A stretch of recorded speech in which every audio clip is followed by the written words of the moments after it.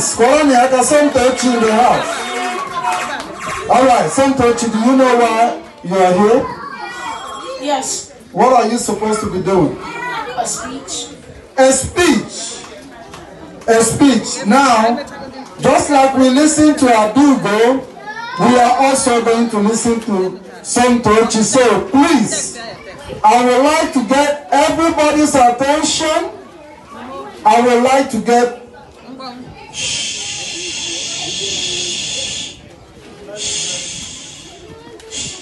Okay, thank you. Let's listen to some Tochi. Thank you.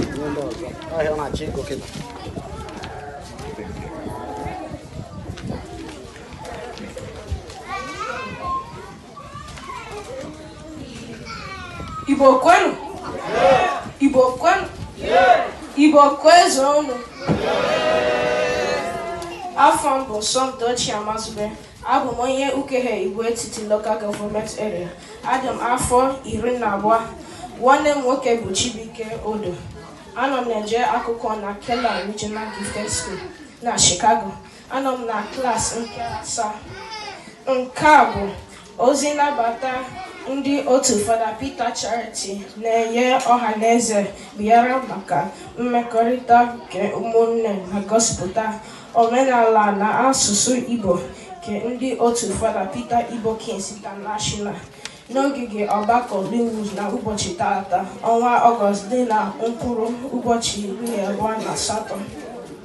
Onye isi ala, ndị nnọchianya anyị, ndị ụkọchukwu anyị, ndị nọn na ndị okenye niile, ma ndị nwoke ma ndị nwanyị, ekene m ụlọ niile.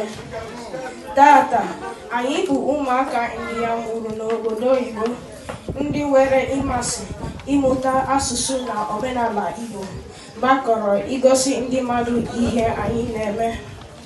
Nke bụ, anyị na-ekene Chukwu onye mere ka anyị sonye na otu Fada Peter Charity. Anyị na-ekele ndị otu Fada Peter niile, ọkachasị Fada Peter Mojekwu, onye bidoro ya n'obodo anyị bụ Nigeria afọ 19 gara aga. Anyị na-asị ya daalụ maka ibido Igbo Kings International na Chicago. Ọzọ, anyị na-ekele ndị na-akụziri anyị ka esi ede na ka esi asụ asụsụ na omenala Igbo. Ekene anyị na-agara Dr. Mrs. Nneka Okafọ na Dr. Mrs. Ifenlota Ojiako na mbọ niile unu na-aba maka ọdịmma ụmụaka. Ka Chukwu gọzie unu.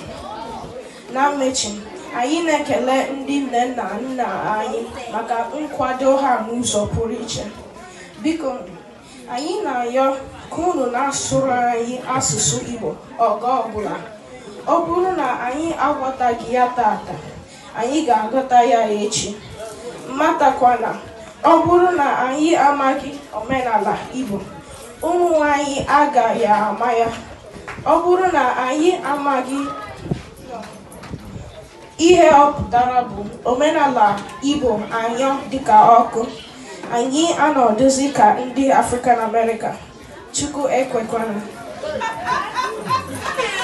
Biko, anyị na-ayọ unu ka unu kwado otu Fada Peter Charity na ọrụ ya maka ụmụ anyị nọ na Amerịka. Ka Chukwu gozie ndị niile bịara ebe a. Ukwu anyị ejiri bịa ka ọ gajiela. Daalụ.